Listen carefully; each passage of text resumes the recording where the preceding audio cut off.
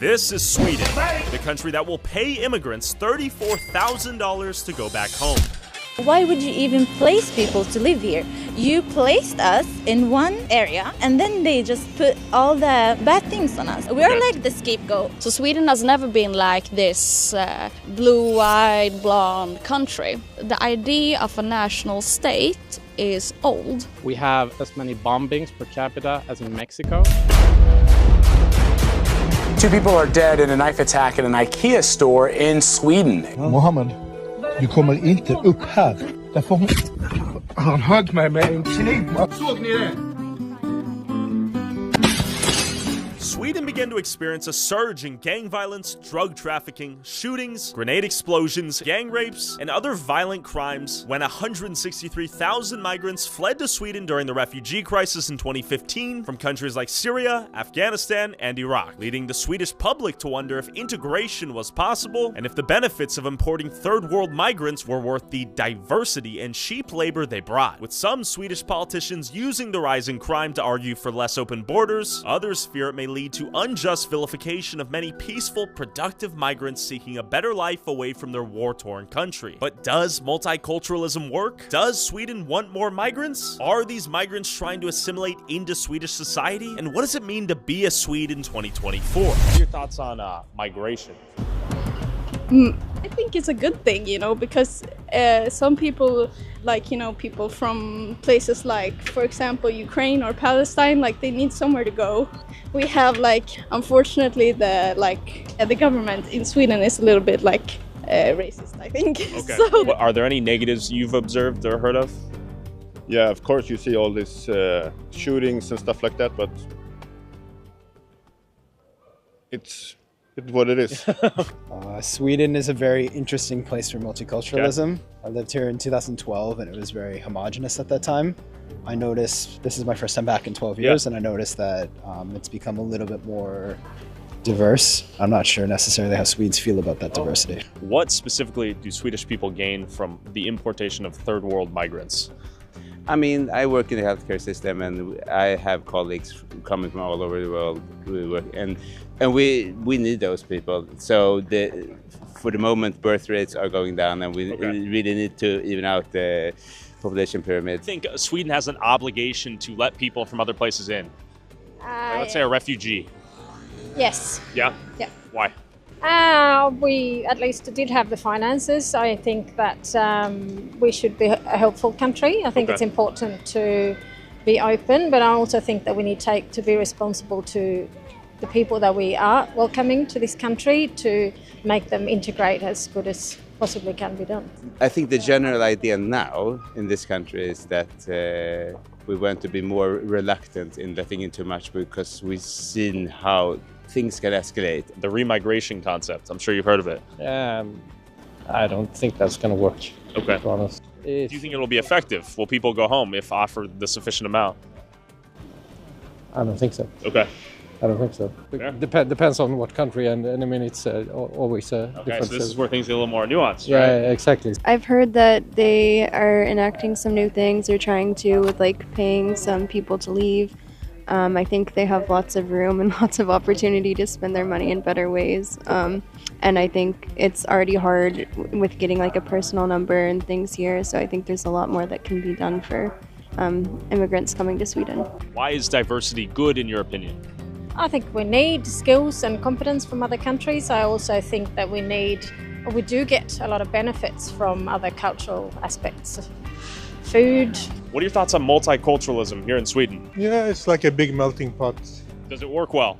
Yeah, it works. Yes. You consider yourself a Swede? No. No? Why not? Different culture. I have different culture. What does it mean to be Swedish? In my opinion, Swedish means to be open, to be interested in internationalism. I think that we should be more welcoming and like trying to get them into this society, because now it's more like they get casted out into these like cities outside the city. All right. And they get all like bundled up there. The government are like, oh my god, there's criminality going on. Is there criminality, or is that myth? It's a big problem. Okay. Yeah, but I think it's because these people don't get like integrated into society, so they have to do certain things to like survive and get money because the government doesn't help them, I think. You know, it was thousands of them coming, well, 5, 6, 7, 8 years ago. Yeah. That Too was much? Yes, of course. Okay. We couldn't take care of them. Sure. Do you think these people that are coming to Sweden are trying to integrate or not trying to integrate?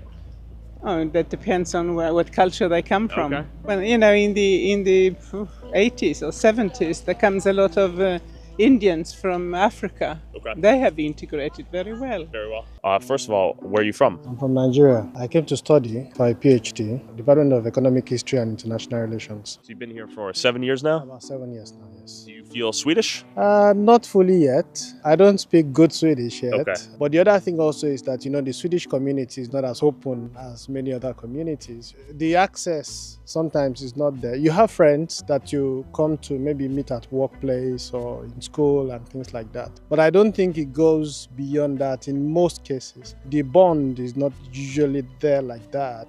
Do you think as an outsider it's tougher to integrate here? I think so. What are your thoughts on immigrants coming to Sweden? Good or bad thing? I really like it. Okay. My wife's from Colombia. Okay. Yeah. Multiculturalism has made Sweden a better place compared to what it was like when I was growing up. So I'm all in favor. Do you think multiculturalism here in Sweden works? It is a very tough question because it has pros and cons. I have seen so many people that think that multiculturalism is diluting, you know, the Swedish culture. However, what I know as somebody that is a researcher is that culture is not static. Culture is dynamic. There are some things that even in Sweden that Swedish people used to do 50 years ago that when people do now, they will consider to be appalling. Sure. And this is what it is. Things are always changing. Multiculturalism has some advantages in that. For example, someone like me that came for a PhD, I will consider myself to be an expert, at least in my field. Yeah. And that is an addition to Sweden. And there are so many that will bring their experiences, very smart people that can contribute to the system. At the same time, you have people that constitute nuisance within the system. These sort of people are not limited to the migrant community because you find very people with misdemeanor, so to speak. Our lives are so integrated with other countries, so I think small countries especially are really depending on migration. So is it currently working?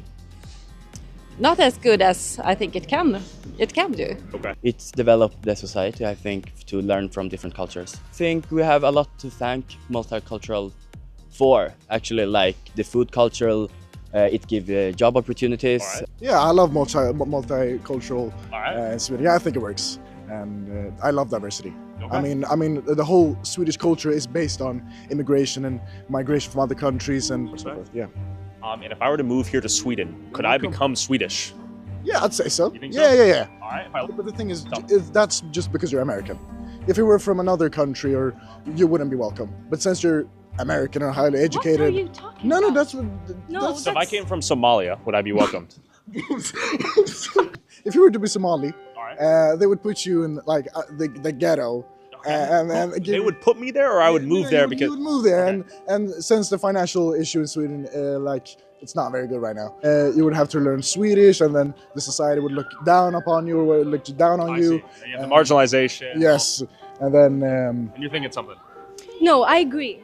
I understand where he's coming from, and definitely there is an issue in Sweden that we have to work on. The gun violence. I'm happy you're talking about this because it's something that needs to be said. It's important to get light on, but it's easy to look at Sweden. Oh, such a beautiful country. It's very pretty. It is. I love Sweden, but I mean, you can tell I'm not typical Swedish, but I feel I fit in. Okay. It's about how you grow up. Can we get a dance before we leave? Can we see you guys? There we go. There we go. The wonders of multiculturalism. So I headed to Rinkeby, the infamous no-go zone, where the 60 Minutes camera crew got attacked and this guy fought back in his wheelchair. With 91% of Rinkeby's population immigrants as of 2018, it's a symbol of the parallel societies in Sweden, where migrants seem to live in an entirely different world than the rest of their Swedish neighbors, and some say it represents the problems that arise when migrants do not properly integrate into Swedish society. But real quick, did you know 2.9 billion records were stolen from national public data a few months ago? know? Billion with a B. We're talking names, birthdays, phone numbers, addresses, and most alarmingly, social security numbers. Imagine this. Someone gets a hold of your loved one's social security number, they open credit cards, drain your bank account, and they can take out loans, all while destroying you or your loved one's credit score while stealing their identity. And here's the kicker. These hackers didn't just sell the info, they threw it online for anyone to use for free. They hate you. But don't freak out. Today's video sponsor, Aura, is here to help. Aura monitors your bank account, credit card, even your 401k. Plus, Aura's built-in VPN encrypts your online activity so these hackers can't snoop on you online. And their password manager keeps your passwords safe and organized so you're not reusing passwords across multiple sites. And in the event that something does go wrong, Aura has your back with up to $5 million in identity theft insurance. Their US-based 24/7 fraud resolution team is ready to jump in and help you clean up the mess. Go to aura.com/Tyler Oliveira to try it 14 days free. Now, let's go to Rinkeby. Is it actually dangerous? It is, yes. Okay. What's going on there? You have open drug selling on the Okay. streets. You have multiple gangs from Rinkeby. This is where the Swedish gangs are? To some extent, yeah. We can talk to some people out here. Excuse me, question for you. Where are you from? Where are you from? Oj, jag vet inte. Jag är ny. You from Sweden? Nej. Where are you from? Oj, jag kan inte. Country? Jag kan inte svenska prata. Okay. Ja. Okay. We got a shop right here. We're basically in a little Middle Eastern community, it seems like. All right, so rumor has it we're in a no-go zone. Obviously, we've gone. The question is, will we go back home in one piece? Where are they from?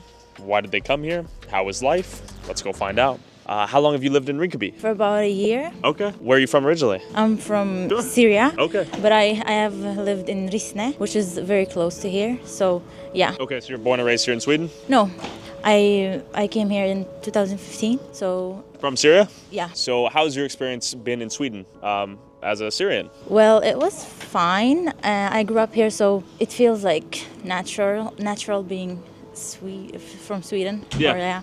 I was young, so Okay. I don't really know I didn't have that like tough experience or so. But yeah, it's a nice place actually. Before I moved here, I heard that it was like the hood, right? Yeah, Yeah. exactly. But no, I wouldn't say that. Okay. I like Rinkeby Because actually. they call it a no-go zone. Is that accurate? I mean, we're here, right? Absolutely not. No? I go to the gym like at 10 o'clock at night. Okay. It's fine. As long as you're not involved in the gangs and so on, you're fine, I would Okay. say. Is this a sort of parallel society, as they call it? Different world within a world sort of thing? They want it to be like that, actually. The Swedes? Yeah. Okay. I would say they act like no, we want you to be involved Okay. and be a part of the society. But why would you even place people to live here? You placed us in one like area, and then they just put all the bad things on us. We're Okay. like the scapegoat. Basically, we sell the drugs, they buy them. Sure. But if they wouldn't buy, we wouldn't sell. So let me ask you this. Do people have economic opportunity outside of some of this criminality, like the drug selling, or are young men kind of just like, okay, I guess I'll go sell drugs? Well, Sweden have a free education. You can become a doctor and you get money from CSN, Okay. for example, for studying. I get 4,000 crowns every going month. to become a doctor? Yeah, Okay, every smart. month. So it's like $400. You get money to Paid to study. study. Exactly. Why are people getting involved in gangs then? Well, I think that they have a different background. People from like war and things like that. Sure. And many kids grow up here with no passion. Schools doesn't have any type of like good education that discipline kids. They don't have that. Why come to Sweden if the Swedens aren't, let's say, welcoming and Because, well, our countries, Yeah. people are suffering there. As you see now in Gaza, Yeah. people are dying, basically. That makes sense. I guess my question is why Sweden specifically and not maybe a neighboring like UAE or a Middle Eastern country? I would say because the UAE and so on, they didn't open doors, Okay. actually. They are Muslim countries and they are our people somehow, Sure. but they didn't open their doors. It was Sweden and Germany. Where are you from originally? I am from Palestine. Palestine? Yeah. Okay. How do you like Sweden? Yeah. Good? Are they welcoming to refugees? Yeah. I drive bus. You drive bus? Yeah. And you've been here for how long? 20 years. 20 years? Yeah. Do you plan on staying in Sweden forever? No, not now. Not this. Not because the new politique. This is the new politics are bad? This is different. How so? Bad? Yeah. In what ways? Everything. How so? economy. Immigration? Yeah. How they treat you? Not for me. I have Medbori. I have Okay, pass. so you're in. I'm from Sweden, Serbia, and Peru. Okay, are you born and raised here in Sweden? Yeah. What are your thoughts on Rinkeby? My thoughts in that sense, I don't know, it's a beautiful place in some senses, but I think every place has its problems. Okay. What are some of the good things about this place? What are some of the bad things? I would say like it's very common for people to really get to know each other. It's very family, like we normally accept people from other places. I think many people have bad thoughts about this place. Yes, because it's a place where maybe it's very mixed with the cultures. And I think people normally have the tendency to really give this place a shot, like a really good chance. And I think if people would do that, it would get along with people living here. I think people already have racist thoughts about this place. I think that we are involved in the society. Many Syrians educate and go to universities and so on. So I'm not saying that the immigrants is very like not doing bad things. Sure. They are, and they aren't like following the rules and so on. But the government could do better. What's one change you'd like to see in the government? Don't spread propaganda on social media Okay. about us immigrants being the people who kill and so on. Because when it's a Swedish man who like commits a rape, they said a man. When it's a black man, they would put his name or something that shows you that he is not from Sweden. But I don't think that we are committing more crimes than Swedes, because they do commit crimes, but the media doesn't show. Why are there so many shootings here? Gang crimes. Yeah. Why do people, from your understanding or speculation, get involved in gangs out here? I would say the main reason maybe you cannot pay your bills. I don't think everyone chooses to do these things. And also, I'd be like, go on down the road, you fuck. if you want to support our boots on the ground independent journalism that is not bought and paid for by corporate interests, along with exclusive DLC content that YouTube won't let me upload, and uncensored early access to all my videos before they go up on YouTube, go subscribe at patreon.com/Tyler Oliveira for less than $5 a month. A lot of heterogeneous cultures here. We got kokab, East African products, Thai, sushi. So we're in Rinkeby, and here we are. This is what the famous spot where the wheelchair guy drove into the dude attacking the boom mic operator. So we're noticing, just do a pan, every walk of life we're seeing. So we got a cool ethnic market here. We got Palestine Cola. This is truly a melting pot we're witnessing. This reminds me of New York in a lot of ways. And last but not least, the Islamic Cultural Center. We're in front of the police station of Rinkeby. Can you tell me some of the problems and difficulties they face building this place? Yeah, so when they started building this place a couple of years ago, the construction workers got attacked, and they had a really hard time also getting the stuff here because of roadblocks and stuff. So who were they getting attacked by? Local gangs and gang members. That didn't want a police station right in the heart of Rinkeby? Yeah. For obvious reasons? Yeah, for obvious reasons, At some point you perhaps also could understand that from a criminal point of view, having a police station like this, also quite big, you could understand that, of course. On this building, you have fireproof walls from the outside as well, to not be able to throw Molotov cocktails and stuff. Fireproof, bulletproof, drive-proof. Yeah. Why? Because we are in Rinkeby, and this is a fortress we're looking at right here. So what they also do is they escort police from here and to work. So for example, if you're a local policeman here and you arrest someone here at the center, then you go back here, change uniform, and walk to the subway station with police guards. Yeah, exactly. The police themselves are afraid of getting attacked after they do their job and arrest people here. Yeah, and that's why they got the escort from here. But I wanted to hear from an immigrant who moved to Sweden when she was 20 and became the first black police officer in Sweden. Is integration possible? And why are so many migrant youth turning to a life of crime? And we're in a big police compound. This place is fortified. Why is that? I mean, it starts with for maybe 10 years ago, we have community policing, and we have small stations. And then one day someone threw a hand grenade on the building, and then the politicians decide that we should build a huge police station that will be in Rinkeby. I became police officer 2006, right?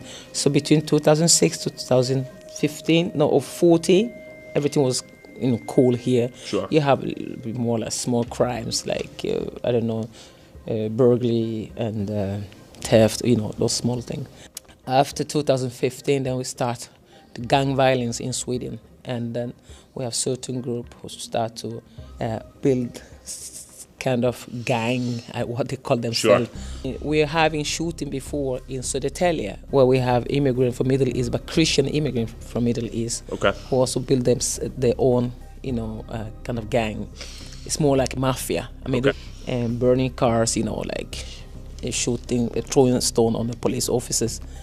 But now, from 2021 up to now, everything's quiet here because we were not like sitting down and watching them. You know what I mean? Okay. Start from 2015. Okay. Yeah. During the refugee crisis? Yeah, that's most of the people say that it's because of the refugees, but I can say because most of the people who are in the gang violence, most of them born here in Sweden. Okay. And they came to Sweden for many years ago. They are not like the new migrant. So these are second-gen children of immigrants? Of course. Yeah. Those youth, they have to feel that they're part of this society. They are Swedish too. You cannot give a person identity at the same time making the person feeling that you're not a part of this society because you look different. In living in an area when most of them are immigrants, how can you be a part of the society if you don't know the rules, you don't know the culture, you're not learning anything?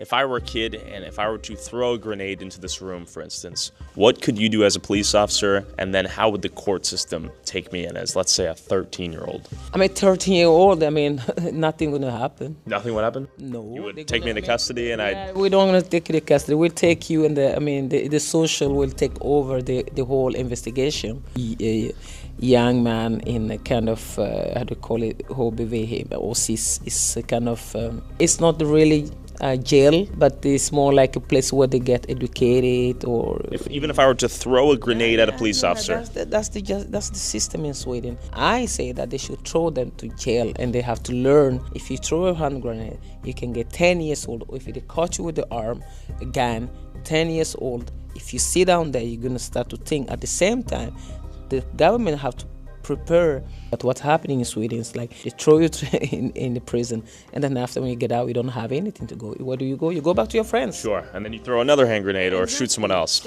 Or because your parents are from another country, you have to learn Swedish too. Why Swedish too? Why don't I study Swedish as my Swedish? Okay. Swedish is taking these young children who are born here to learn Swedish as their second language. Exactly. And they're born in Sweden. Yes. But they're never going to truly feel Swedish. Exactly. They try to do that with me. My father came to the school and said, hey, what?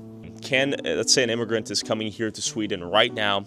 Can they become Swedish? Can they integrate into society? Of course they can, if you make it easy for them. Give them the tools. Make it easy for them. Let their parents to be parents. They have to also to tell us, immigrants coming here, okay, if you come to my country, this is the law. No one is telling you. Everyone is going to the suburb. How do we know about what we have to do? You have to tell me. This is the law. We want you to follow it. Now they are saying that.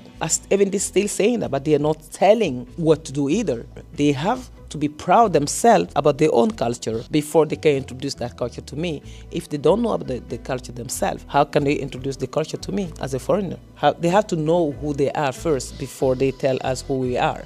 Or who they want you to be. Who they want us to be. As the Swedish, what's the Swedish culture? They will say, openness, standing in a queue. You go to, that's not the culture. They can't define their own culture. The segregation in this country is what you're seeing in many different places like this. We were just visiting central Stockholm the other day, and there you saw a whole other picture. Totally different. Totally different. This is entirely Middle Eastern and African people in Sweden.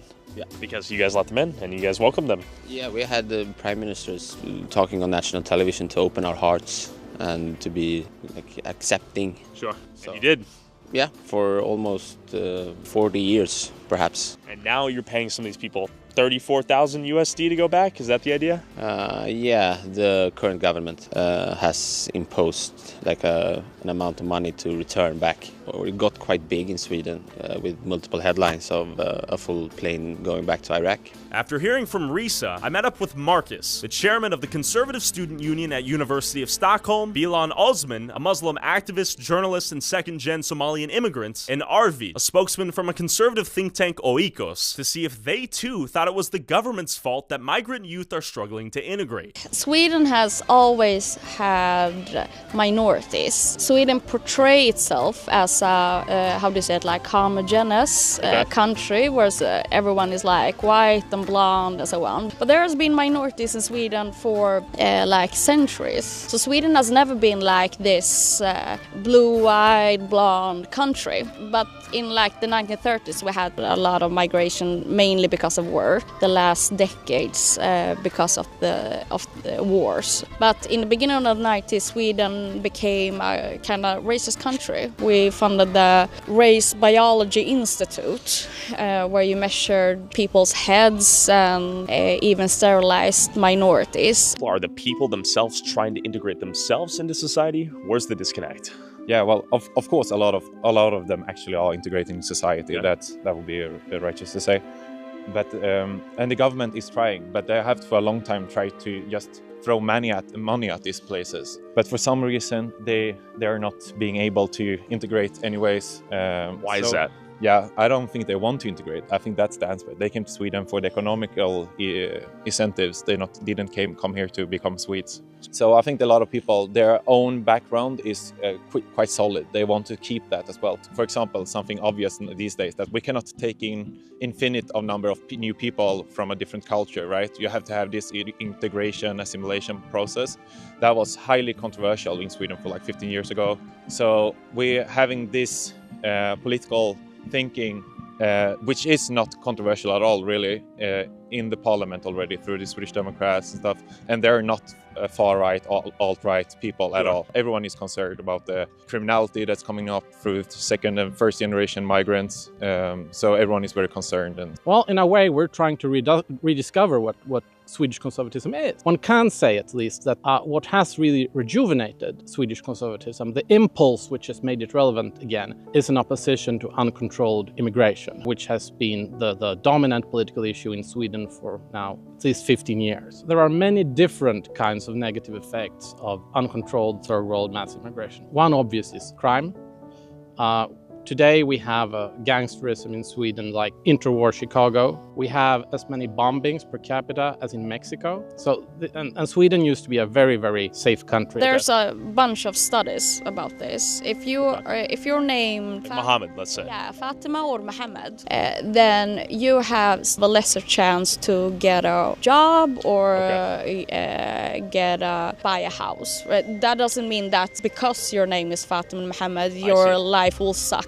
But there's been a lot of studies when it comes to the racist culture in Sweden. We have a tendency to not acknowledge that racism exists in Sweden because of, you said that Sweden has always been welcoming toward refugees, and that's kind of true in some sense. I think that has also been like an excuse to not acknowledge the racist society that we live in. The Swedish media was that if you opposed immigration on any ground, that means you're a racist. Even if you said that there might be some potential downside, you're a racist. Swedish public debate is like a school of fish, right? Okay. So everyone changes position at the same time. So now everyone is kind of opposed to this. But up until 2015, this was, and that's why the Sweden Democrats grew so much. They had a monopoly on saying that immigration could possibly be a bad thing. Now you have like 5 parties to say that bad or, not too good. So there's far more competition in that way. I saw some data from The Economist today. This was not from Sweden, it was from Denmark, but it should be pretty much the same, where they had looked at the fiscal effects of immigration from different parts of the world. But the average effect from an immigrant from the Middle East and North Africa was that they were a fiscal burden throughout their life. Even,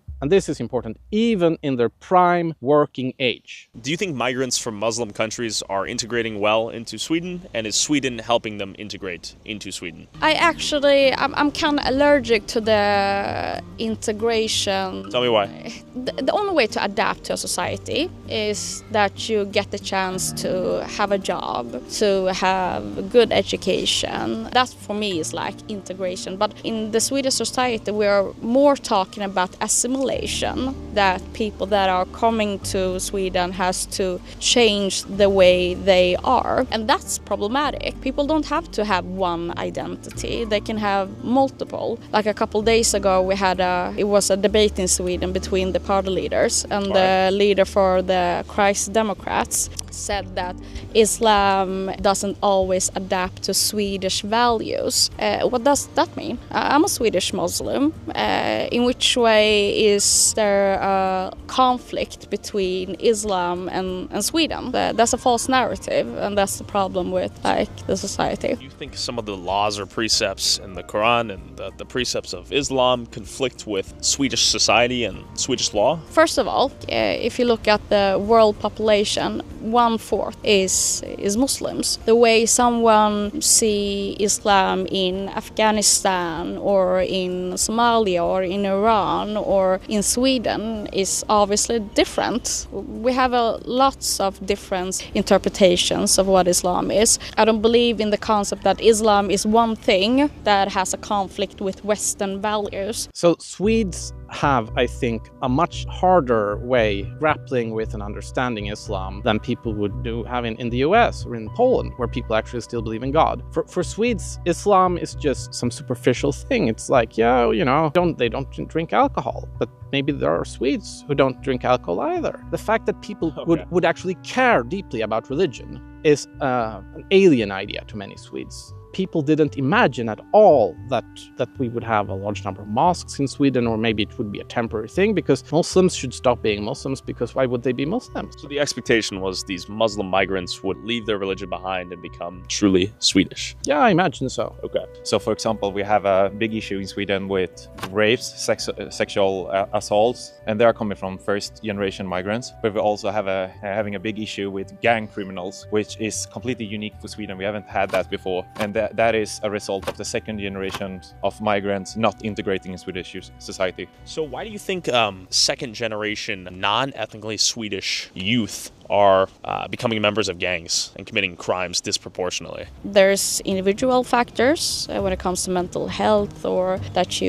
many of them have ADHD or have had trouble in school. That doesn't mean that everyone that come from like a single household or from a poor environment or have ADHD will go into gang violence. But we have a huge problem. I think for example, they are growing up in an environment which is not, there are no incentives to get involved in the majority society, and they're living in these clusters with people from their own culture, right? So they not feeling that they are belonging to the Swedish society. Therefore, they are having a growing resentment to the Swedish culture. Why is one specific group acting disproportionately in a certain manner? So that's why the question in itself doesn't help. So if we're talking about how can social services be better in having contact with the schools that young children are, that's a solution. Okay. Or how can the law enforcement, how can they have a better communication with social services and schools? Okay. That's a solution.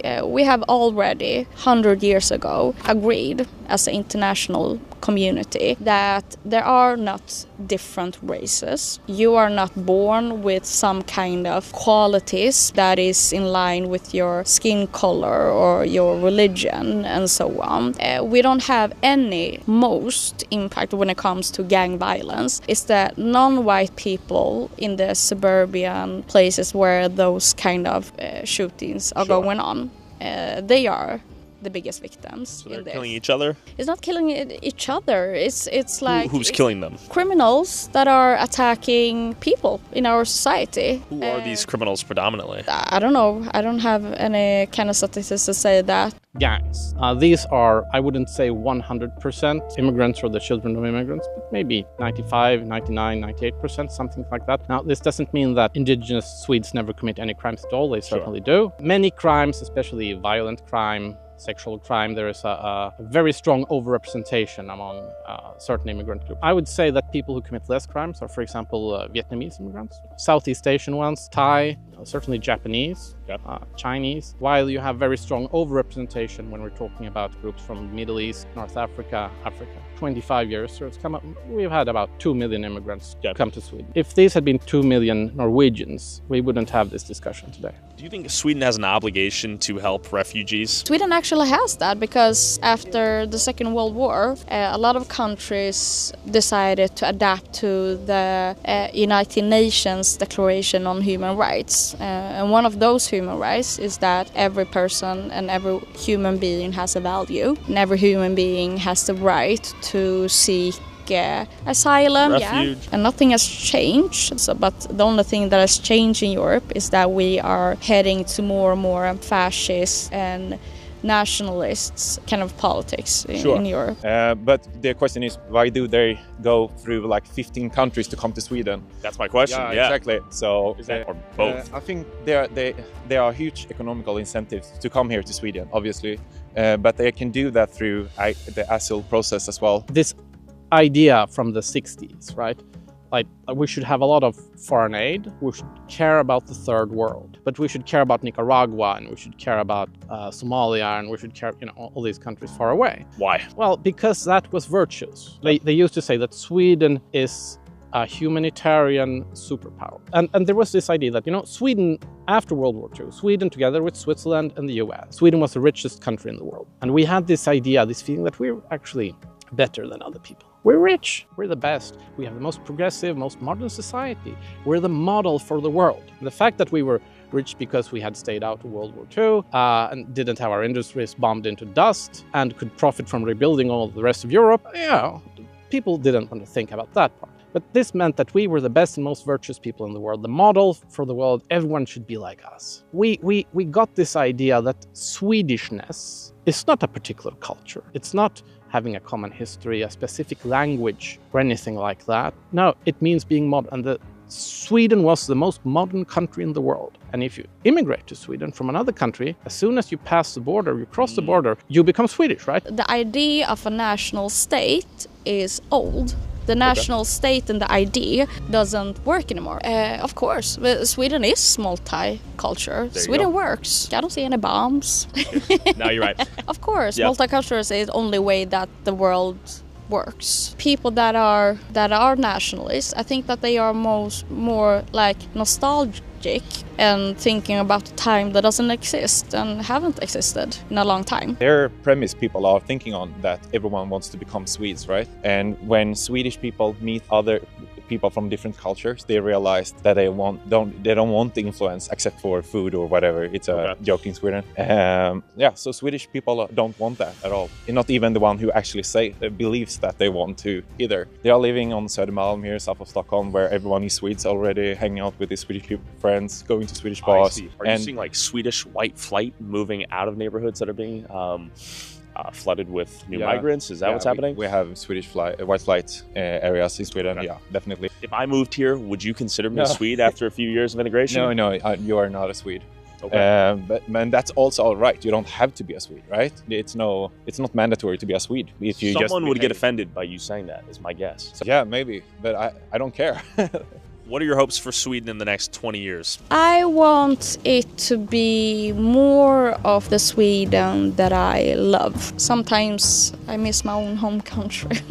That is Sweden? Yeah, okay. Like I have felt like, especially the last 20 years, I would say, we have had an increase when it comes to hate crimes, when it comes to the impact that the right-wing movement has had. I want it to be the democratic country that I know Sweden is. And there's a whole anti-racist movement here. There are a lot of anti-fascists, and this is my comrades, and I will keep on hoping that we will win.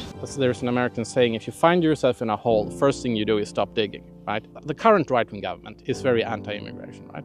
The main force of the Swedish left, the Social Democrats, they're moving in that direction as well. And they're surrounded by a large native population. They will be absorbed somehow. But if the immigrants become too many, then they might very well stay unassimilated in their own communities. And they're the majority. Yeah, in certain areas, in certain communities, they're definitely the majority, especially because of segregation. There is one important thing, and that is the changes we see in Swedish politics today. They are the biggest changes in Swedish politics for a century. They're the biggest changes in our political structure since Sweden became a full democracy. I'm quite optimistic for the future in Sweden, but it will take a long time. Okay. You have to come back in 10-15 years and ask me again. And is remigration a part of this solution, in your opinion? Yeah, it will be.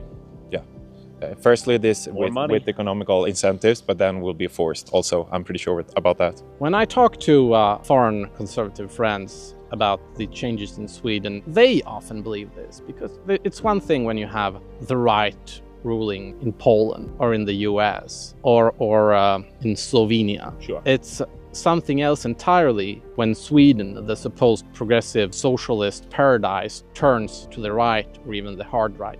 Then people really say, wait, what's going on? Is Sweden perhaps the canary in the coal mine? As the world continues to globalize and wealthy nations import third world migrants for cheap labor to support their lowering birth rates, and in the name of kindness and diversity, we should be asking ourselves, what is a society and culture willing to sacrifice of itself to accommodate those it welcomes? And is a kebab stand in every street corner worth sacrificing a country's entire culture? What do you